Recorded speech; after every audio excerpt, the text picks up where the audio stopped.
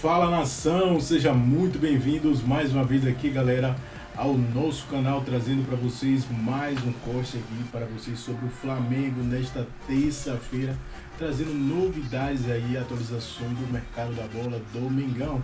Então já deixa aquele like, se inscreva, ative o sino e sempre compartilhe nossos vídeos com seus amigos, que aqui você ficará por dentro de todas as notícias e últimas atualizações do mais querido e amado. Competição que é sempre prioridade na Gávea, né? A Libertadores da América. Grupo C, na próxima quinta-feira, às 9h30 da noite, estádio Pueblo Nuevo, em San Cristóbal, na Venezuela, contra o Deportivo Táchira. A viagem vai ser nesta quarta-feira. O time do técnico Felipe Luís tem algumas dúvidas e problemas. A dúvida é o Gerson, o meia com incômodo muscular na coxa, que ele sofreu na seleção brasileira. Não foi detectada aí uma lesão. Ele está sendo reavaliado justamente agora essa manhã, no treinamento que está acontecendo no CT Ninho do Urubu. A programação do Flamengo é o seguinte: depois desse treino, o Flamengo volta a treinar no CT Ninho do Urubu amanhã, bem cedinho, 7h30 da manhã, porque a viagem para a Venezuela está marcada para a hora do almoço, 12h30. Léo Pereira, zagueiro com dores no joelho, após os exames clínicos nesta segunda-feira, não teve detectada a lesão e por isso não deverá ser problema para a viagem. Já o meia Arrascaeta e o zagueiro Danilo estão em recuperação de lesões, seguindo o planejamento e a fisioterapia e também com trabalhos no campo. Fica a dúvida se eles vão viajar ou não. Arrascaeta, Danilo, esses dois são mais difíceis. E como última notícia aqui para a torcida rubro-negra, uma ótima notícia: o Pedro, atacante, está reintegrado ao grupo, já treinando normalmente no campo. Ele sofreu uma grave lesão no joelho, todos lembram, no dia 1º de setembro do ano passado. Foi o último jogo dele contra o Corinthians, pelo Campeonato Brasileiro na Neoquímica Arena. 3 dias depois, com a seleção brasileira em Curitiba, ele sofreu essa grave lesão. Fez cirurgia, está sem jogar aí há 7 meses e já está voltando. Tudo indica que nesse mês de abril ainda ele vai retomar a sua camisa 9 no Mengão. Voltamos aos estúdios. Isso é uma boa... Começar o ano, né? O ano já comecei, já foi aqui, deu os fogos, tudo. Já dei o troço de fogos, taça, tudo. Bota o meu escudo no fogão. Não tô, estamos sem música. Lembrou? Não pode música. É. Aqui, ó. E essa camisa aqui... Aí, Pedrosa. O que é? Queria falar do meu fogão. Vou falar do Mengão do Venê. Vou até tirar meu óculos. Tá. Tem estreia da Libertadores. Libertadores é uma competição...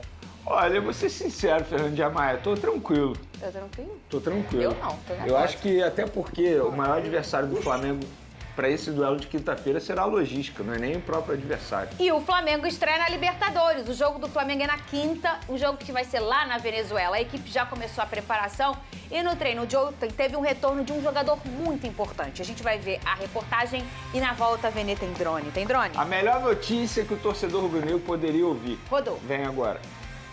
A volta de um jogador nunca foi tão aguardada pela torcida do Flamengo.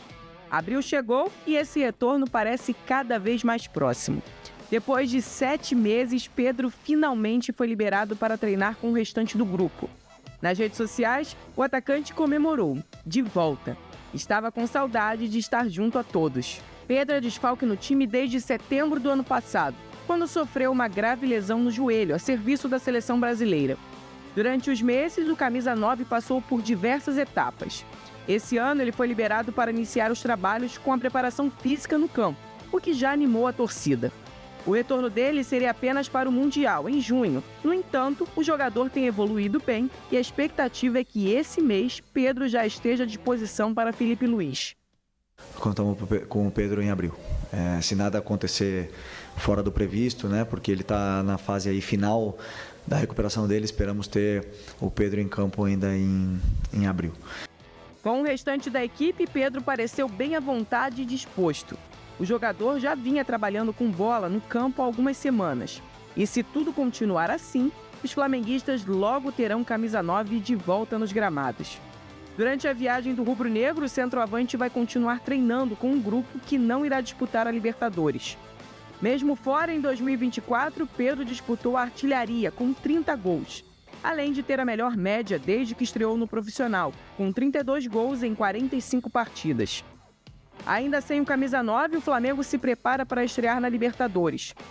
O time enfrenta o Deportivo Táchira, da Venezuela, na quinta-feira. A equipe viaja na quarta para começar a, quem sabe, sonhar em conquistar a América. Muito bem, Vene Casagrande, boa tarde pra você, Lucas Pedrosa, você de casa, boa tarde, hashtag SBT Esporte Rio, assim você conversa com a gente lá no Twitter. Vene Casagrande, que boa notícia, hein? Pedro já ali conversando com a bola, isso é uma notícia maravilhosa. Você falou na estreia do Flamengo que tá faltando ele, né, pra esse brilho do Flamengo ficar mais intenso, né? Boa tarde, Fernandinha. Boa tarde, Pedrosa, todo mundo que está aí nos assistindo. Pois é, tá faltando um jogador com as características do Pedro, aquele jogador matador. Porque atualmente no setor ofensivo do Flamengo, nenhum jogador tem essa característica de chegar na frente da área e botar a bola para dentro, perder poucas oportunidades. A gente tem visto isso, é muito mais característica, não quer dizer que o jogador seja pior ou melhor, nada a ver. O Pedro, ele é centroavante de ofício, inclusive eu considero o Pedro o melhor centroavante do futebol brasileiro. Claro, fica sempre a dúvida de como ele vai retornar após uma lesão como essa, que foi uma grave lesão, mas querendo ou não, ele retorna antes do previsto, porque o prazo inicial era de pelo menos 9 meses, e se a gente fizer as contas aí, 7 meses, ele operou em setembro e está retornando em abril.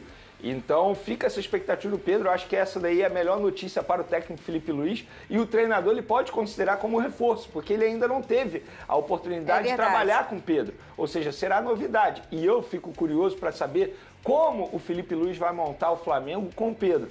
Porque se a gente analisar o Flamengo tem uma característica atualmente com o Felipe Luiz de uma marcação de uma intensidade muito grande. Embora o Pedro tenha evoluído isso já com o Tite, mas não é a principal virtude dele, essa intensidade, essa marcação a todo momento. Então o Felipe Luiz ele também vai ter que trabalhar isso, ele vai ter que se encaixar o estilo de jogo do Pedro. O Pedro tem que ser titular, isso aí sem sombra de dúvidas, ele bem fisicamente, ele tem que ser titular. Agora o Felipe Luiz ele precisa estudar e analisar o Flamengo, que ele tem em mãos, para poder montar a melhor equipe possível em cima do Pedro. Então, acho que é o melhor reforço que o Felipe Luiz poderia ter. Eu considero o melhor reforço, a melhor notícia do semestre, tendo o retorno do Pedro, mas fica sempre a dúvida nesse momento de como ele vai voltar. Então, o torcedor rubro-negro precisa ter um pouco de paciência em relação a isso. Esse do telão não é a melhor notícia do semestre? Não responde agora. Eu considero do segundo semestre. Do segundo, mas só vem no segundo? Calma aí. Ô, Pedrosa, como será então que vem o Flamengo quando tiver o Pedro de volta? Como que você acha? Olha, quem que sai? Eu acho que naturalmente o Felipe vai acabar utilizando 2 pontas e um centroavante. O Plata na direita, o Cebolinha eu acho que quando tiver 100% vai ser o titular da posição e o Pedro no ataque. Então ele vai ter que montar aí o meio-campo talvez com Pulgar, Gerson e Arrascaeta ou Pulgar, Gerson e De La Cruz. Eu acho que o Arrascaeta, nessa história toda, ele vai acabar sobrando pela falta de intensidade na regularidade física dele. E talvez isso até o faça sentar no banco por esse ser o motivo, eu acho que sim. E o De La Cruz também, que é um cara que acaba inclusive, eu acho que o próprio Arrascaeta nisso. Tem noção disso, porque em uma entrevista coletiva, o Felipe Luiz revelou que foi à casa do Arrascaeta conversar com ele sobre isso, que em determinado momento ele ficaria no banco de reservas, e entra muito naquilo que a gente vem falando, característica. O Arrascaeta ele não é intenso. E o time do técnico Felipe Luiz é extremamente intenso. É questão de característica, não quer dizer que o Arrascaeta não serve mais. Porque em jogos em casa, eu acho que ele pode até colocar os dois, mas em jogos onde o Flamengo vai ser muito exigido, ter 2 jogadores com as características do Pedro e do Arrascaeta dificultam muito a marcação sem bola. Eles não são caras que conseguem preencher espaços muito grandes. O Pedro até se esforça, mas é lento. Então, para a equipe adversária, fazer o balanço fica mais fácil. Aí você tem o Pedro na frente, o Arrascaeta que não marca também atrás do Pedro, você perde 2 jogadores na marcação sem bola e isso não tem a ver com o jogo do Felipe Luiz. Vene Casagrande, tem novidades? Era disso que eu estava falando, contratação do Jorginho. Então, o colega Paparazzo Rubro-Negro noticiou primeiramente que no domingo José Boto se reuniu novamente com um dos empresários do atleta. Foi uma conversa muito mais padrão para manter os contatos. Existe já um acordo verbal entre Jorginho e Flamengo, só que esse pré-contrato ele só vai, entre aspas, um pedido do atleta, e os representantes levaram esse pedido para o atleta. O Flamengo está extremamente confiante já para ter o Jorginho, só que quer tê-lo já para o Super Mundial. Então, quando você me perguntou se é para o segundo semestre, eu vou considerar para o segundo semestre, porque eu acho muito difícil o Jorginho conseguir vir antes do término do contrato dele com o Arsenal, que vai até o dia 31 de junho. Se o Flamengo conseguir, maravilhoso. Mas também, se não conseguir, não vejo nenhum problema. Você ter paciência, até porque é um jogador que está finalizando a temporada europeia, né? Então eu acho justo até ter uma preparação especial para ele conseguir finalizar bem o segundo semestre aqui no futebol brasileiro. Então, te respondendo, o Pedro é a melhor notícia do primeiro semestre e o Jorginho a melhor notícia do segundo semestre. E os dois, a melhor notícia do ano, talvez. Muito bem, olha aí, vamos falar do meu fogão. Meu fogão joga amanhã, hein? Faz as... E Dorileu com o Pedrinho ali atrás, Pedrão que daqui a pouco tá voltando. Muito boa tarde, Dorileu, que vai trazer pra gente todas as informações do Malvadão.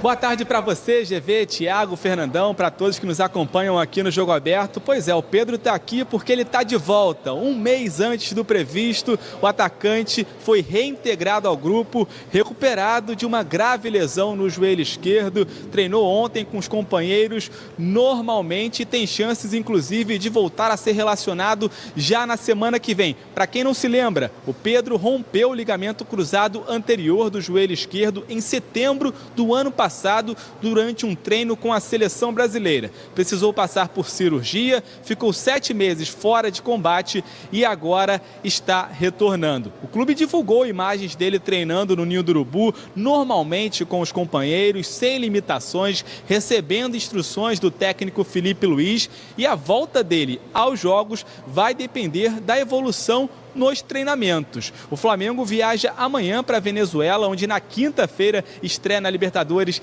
diante do Deportivo Táchira. De lá, vai direto para Salvador, já que no domingo tem o Vitória pela frente no Barradão pelo Campeonato Brasileiro. E esse período de 4 dias em que a delegação ficará longe do Rio de Janeiro será importante para o Pedro. Ele permanecerá treinando no Ninho do Urubu para, quem sabe, já voltar a ser relacionado na semana que vem, quando o Flamengo vai receber o Central Córdoba na quarta-feira pela segunda rodada da fase de grupos da Libertadores, time argentino jogando no Maracanã. Então Pedro já pode voltar a ser relacionado daqui a uma semana, camisa 9 que fez falta durante esse tempo todo. Bom, como é uma lesão grave, ele deve voltar pouco a pouco, primeiro no banco de reservas. Então, enquanto isso, o técnico Felipe Luiz deve continuar utilizando o Bruno Henrique e o Juninho na função como vem fazendo. O Felipe Luiz que já disse que quando o Pedro voltar, vai adaptar o time a ele. Ele considera inclusive o centroavante o melhor jogador do futebol brasileiro. Enfim, uma ótima notícia para o Flamengo, retorno de Pedro um mês antes do previsto. GV.